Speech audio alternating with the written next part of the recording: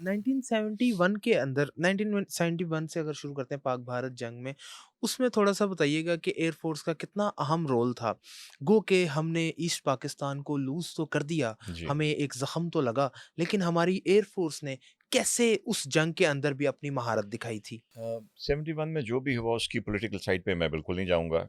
लेकिन येस, एक सबसे बड़ा जो हमें डिसएडवांटेज था कि हम दोनों हिस्से 1000 मील आपस में उनमें फ़ासला था। हुँ, और हमारी तो नॉर्मल पीस टाइम में जो फ्लाइट्स और चीज़ें भी वो इंडिया के ऊपर से गुज़र के जाती थी।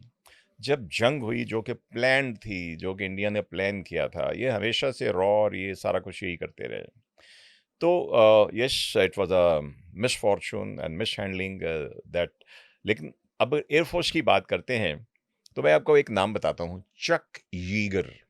चक्कीगढ़। चक यीगर दुनिया का पहला पायलट है, अमेरिकन था, जो कि आवाज़ की रफ़्तार से ज़्यादा जिसने पहली दफ़ा जहाज़ उड़ाया, जिसको सुपरसोनिक कहते हैं। अब सुपरसोनिक। तो हाइपरसोनिक की बात होती है। 5 आवाज़ की रफ़्तार से 5 गुना से ज़्यादा अगर कोई चीज़ ट्रैवल करे, उसको हाइपरसोनिक कहते हैं। वो पहला शख़्स था।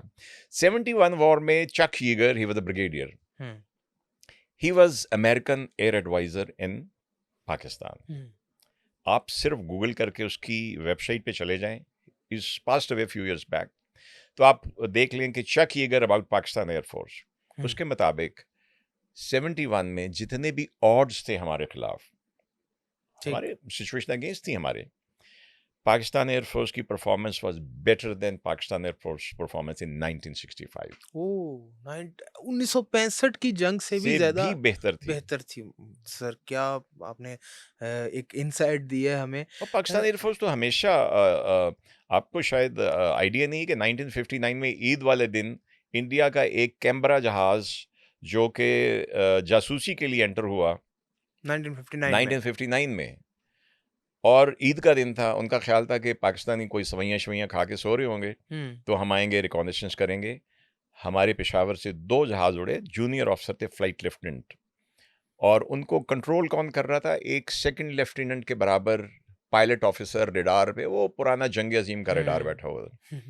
उसने जहाज़ों को टेक ऑफ करवाया, जहाज़ों ने जाके उस कैम्बरा को शूट डाउन किया ईद वाले दिन। ईद वाले दिन। उसमें 2 बैठते थे, एक नेविगेटर और एक पायलट।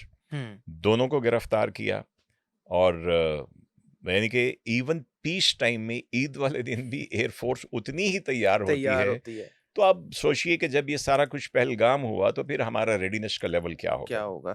होगा? सर मैं ये बात जानना चाहूँगा 1959 से इंडिया जासूसी के लिए अपने तैयारे भेजा है। जी। अभी भी उसने इंडिया ने ड्रोन्स भेजे और 88 के करीब ग़ालिबन जी, 89 के करीब हमने उनके ड्रोन्स गिराए। It's a big number. अच्छा, एक नंबर। ये इन ड्रोन से इंडिया हासिल क्या करना चाहता था? और हमारे शहरों की मालूमात तो हासिल करना चाहता था। हुँ। लेकिन इंडिया को क्या फ़ायदा हुआ ये ड्रोन्स भेज के? इंडिया को एक और महाज़ पे बेइज़्ज़ती मिली, हज़ीमत मिली, और उसके साथ इज़राइल को मिली, जिसके बनाए हुए थे और जिसने प्रोग्रामिंग की थी इनकी। ये सारी चीज़ें इंडिया अकेले नहीं कर रहा था। जो उससे पहले जिस रात को राफ़ेल और मिराज और उनके वो दूसरे जहाज़ गिराए हैं, उसकी प्लानिंग में भी इनके इज़राइली एडवाइज़र्स मौजूद थे। जी। और इस उसके जब वो फ़ेल हुआ, तो वो ड्रोन्स की तरफ आ गए। देखिए, ड्रोन्स के मल्टीपल ऑब्जेक्टिव्स होते हैं। और कुछ लोगों को हमारे भी था कि शूट डाउन क्यों नहीं किया, नज़दीक क्यों जी, आए वो हैं, यहाँ तक क्यों आने दिया? अ, वो बातें भी हमने देख ली। उनका ऑब्जेक्टिव मल्टीपल होते हैं। एक तो ये कि आप एक छोटी चीज़ भेज के अगर हम बड़े मिसाइल से उसको काउंटर करने की कोशिश करते हैं, तो क्या होगा? हर मिसाइल जब फायर होता है, वो अपना एक सिग्नेचर छोड़ता है। सिग्नेचर छोड़ता है।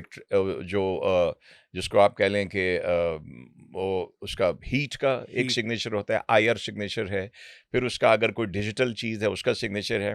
तो क्या होता है, ये जो ड्रोन आ रहा है, इसके आगे सेंसर लगा हुआ है। अभी भी मैं एक देख रहा था, किसी कबाड़िए के पास वो बिक रहा था, हुँ, हुँ, उसका हुँ। कैमरा भी उसने निकाला हुआ था। वो कैमरा भी निकाला हुआ था। तो ये सारी इन्फॉर्मेशन वापस भेजता है।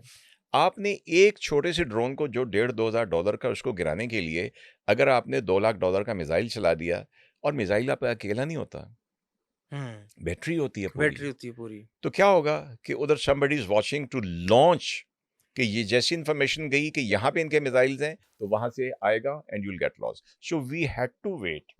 We had that's why we soft kill the that's why drones. हम सॉफ्ट किल के लिए गए, हार्ड किल भी की, गन्स के साथ की, छोटी जो तैयारा शिकन गन्स होती है उनके साथ की, और फिर बाद में तो आपने देखा होगा कि बड़ी सिंबॉलिक आइकॉनिक वो पिक है कि एक फौजी जो है अपनी गन से शूट डाउन कर रहा है और उसके साथ सिविलियन भी खड़े हुए हैं। जी। तो इनके फिर इनमें एक होते हैं कामाकाजी ड्रोन्स। कामाकाजी। कामाकाजी में वो थोड़ा-सा वो जैसे ये नहीं होते ग्रेनेड टाइप, जी, जी। इसमें थोड़े ज़्यादा साइज़ का वो लगा देते हैं।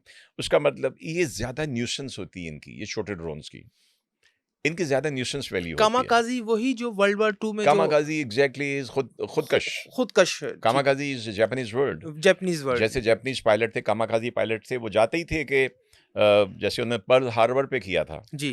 कि दे विल वो बॉम्ब नहीं गिराते थे कि वो बॉम्ब तो इधर-उधर जा सकता दे है। Will suicide they will suicide pilot, they will hit the, और ओके। उन्होंने बड़ा नुकसान किया पर्ल हुँ, हार्बर में अमेरिकन्स का। सही। तो कामाकाज़ी ड्रोन्स भी ऐसे होते हैं, वो वापस नहीं आते हैं। हुँ, लेकिन आपने पढ़ा होगा, सुना होगा कि इसमें भी हमने इनके कुछ जो थे उनके कंट्रोल सिस्टम को हैक करके हमने लैंड भी करवाया। वॉर ऑन टेरर, ऑपरेशन ज़र्ब-ए-अज़ब में, ऑपरेशन राह-ए-निजात में एयर फ़ोर्स का क्या रोल था?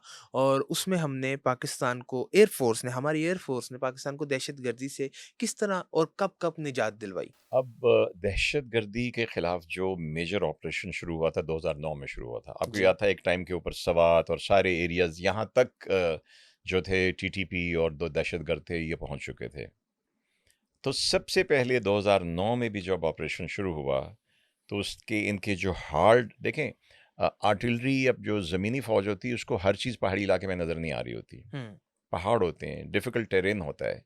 तो सबसे पहले एयर फ़ोर्स उन टारगेट्स को हिट करती थी, हुँ, मेजर नुकसान एयर फ़ोर्स करती थी, फिर हमारे ट्रूप्स जाते थे। तो उसमें बड़ी कंट्रीब्यूशन थी, बड़ी दोनों फ़ोर्सेस की एक इंटीग्रेशन थी, सिनर्जी थी जिसके साथ किया। अब देखिए लोग ये भी क्वेश्चन पूछते हैं कि जी इंडिया को तो हमने ये कर दिया, लेकिन दहशतगर्द आपके अराउंड आप जैसे हुलिये वाले लोग होते हैं। हुँ। इंडिया जो है इस लाइन के हमारे बॉर्डर के, वो हवा में हो, ज़मीन पे हो, समंदर में, इसके पार बैठा हुआ है। लाइन क्लियर है, लाइन क्लियर है, पता है कि ये इसके अक्रॉस जो बैठा हुआ है, ये दुश्मन है। दुश्मन है। तो उसको हिट करना, उससे लड़ना ईज़ियर। हुँ, यहाँ पे जो ये दहशतगर्द होते हैं जिनको रॉ वाले जो पालते हैं या पैसे देते हैं, ये इनके हुलिये वही होते हैं, इनके लिबास वही होते हैं। फिर ये जो टेरेन है ख़ास तौर पे बलूचिस्तान का और केपीके के कबायली इलाकों का, ये बड़ा मुश्किल टेरेन है। हुँ। इसमें वो एम्प्लॉय करते हैं टेररिस्ट जो अंदर के छोटे-छोटे रास्तों से वाकिफ़ होते हैं। तो उनके पहाड़ी लिए कहीं रास्तों से। जा पे कोई एक माइन बिछा देना, हुँ, और बारूदी सुरंग बिछा देना, या कोई आईईडी लगा देना, या कहीं एक रिमोट कंट्रोल लगा के बैठ जाना छुप के, और जैसे कोई काफ़िला गुज़रा, तो ये बड़ा मुश्किल होता है इनको कंट्रोल करना। लेकिन आई थिंक अब इनकी भी आपने देखा होगा रिसेंटली कि हमारे जो ड्रोन्स के साथ इनको एरियल कवरेज भी दी जाती जी। है। लेकिन आई होप कि अब इनका मेरे नज़दीक मुकम्मल कला कमा करने का वक़्त आ गया है। वक़्त आ गया। और वो एयर फ़ोर्स की इसमें मदद एक से और होगा। रिस्ट्रिक्शन आ जाती जी। है ख़ाबर के कई दफ़ा ये लोग सिविल आबादियों में छुप के वार करते हैं। सही। हमने बहुत दफ़ा देखा, इवन उस वक़्त भी 2009-10 की मैं आपको बात बता रहा हूँ कि हमारे हेलीकॉप्टर्स या कोई जाते थे, तो इन्होंने बच्चों और औरतों को ढाल बनाया होता था। नज़र हुँ, आ रहा होता था, हेलीकॉप्टर बता रहा होता था कि यहाँ पे, या हम बता रहे होते थे कि यहाँ से आपको जो है ना फायर आ रहा है आपके ऊपर। हुँ। लेकिन हमारे अपने ही जो थे वो सोल्जर या पायलट्स बताते थे कि वहाँ पे तो औरतें और बच्चे उन्होंने बैठाए हुए हैं। कैसे? तो ये एक बड़ी रिस्ट्रिक्शन आ जाती है, क्योंकि आपको कोलैटरल डैमेज तो होता है, हुँ, लेकिन इंटेंशनली जब आप देखते हैं कि वहाँ पे औरतें और बच्चे हैं, फिर आप ये काम नहीं करते। काम नहीं कर सकते। तो ये भी एक मुश्किल आ जाती है। सही।